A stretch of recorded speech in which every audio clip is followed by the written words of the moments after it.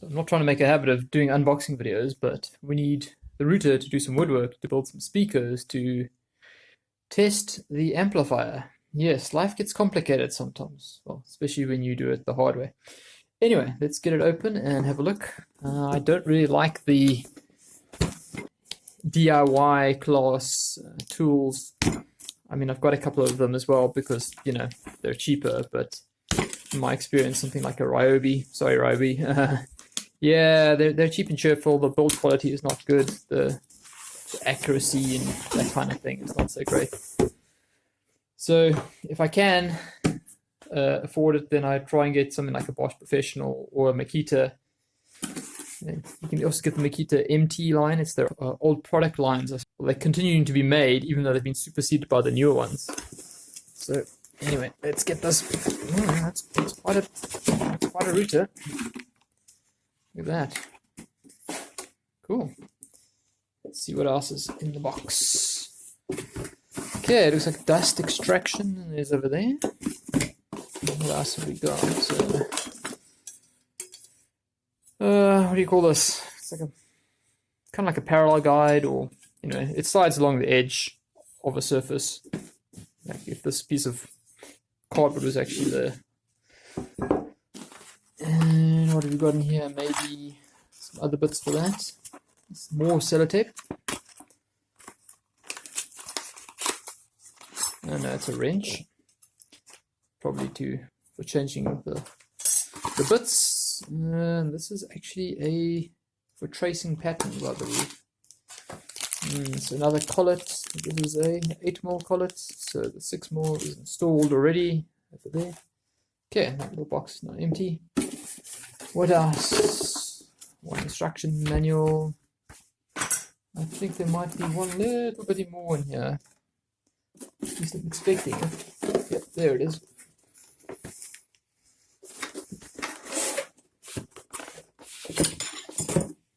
Alright, these go into the base there and there. And then, well, they fit onto probably these holes here, from what I can see. And check, is there anything else in the box other than cardboard? There we go. No, that's everything. Right. Cool. So according to the box, it does a variable speed, which it does there. 6 seems like insane speed to start off with. I would probably start on 1. Assume you can change the speed while you're going. In which case, if you start up on 1, it's kind of like a soft start. Interesting. Feels good in the hands, I have to admit. It's got a trigger and looks like a lock there maybe. Yep. Pull that one in and you push that one, then it holds that one by the looks of it. There we go, like that. And then to let it go. Okay, so, and this is depth adjust. Depth adjust. We're not adjusting the Dutch. And more depth adjusting. Cool. We'll give it a go now.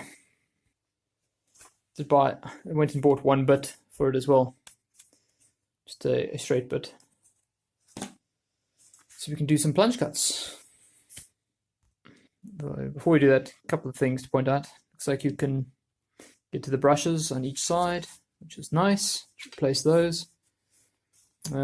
Yeah, the quality seems pretty good. It is made in China, which some people say just means it's going to be terrible, but that's not really true. You can get nice stuff made in China as well. Depends what you're willing to pay for, I suppose. Although I am amazed at the price of this thing. Basically, at the current exchange rate, I paid less than $100, and that's including our sales tax or value-added tax at 15%. So that's kind of nuts for brand new power tool. Yeah, don't see anything loose. I mean, the fit of the panels is pretty good. It's not 100%, like the flash, it's a slight bit of flashing there, but when I say slight, I mean slight. Running my fingernails over it removes it. It's like that kind of slight. So yeah, pretty good.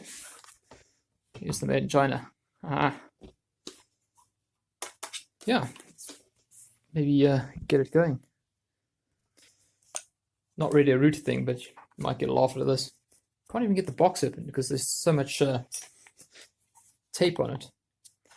And the part of the label, I suppose, is so you can tell at a glance if the customer's opened it. I'm going to need an actual... Oh, no. I thought I was going to need a knife to get in there. Okay, that was quite the fight to get that out of the little box. But again, it's not the router's fault. Although, it is a Bosch bit. Okay, let's see how hard this is to do. Or easy. And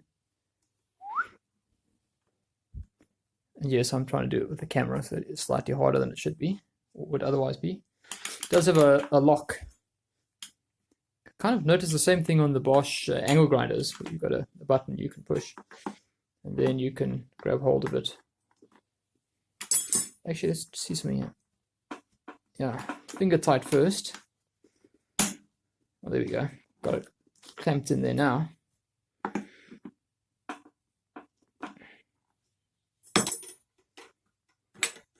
Try not to drop the wrench.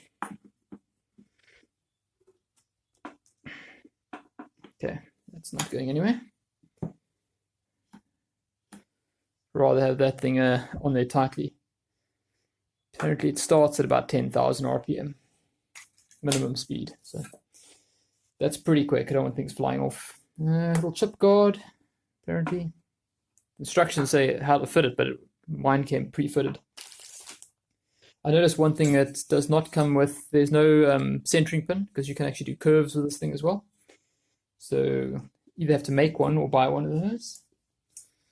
Yeah, let's test it out. Alrighty, so we need to make a hole for the port on the back of the speaker. And basically needs to be 250 mils. So we just put it on 250.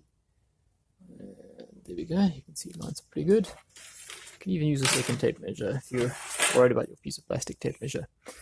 Once you mark, set square, you know, make a nice line across. What I've found is that if I stick a small nail into there,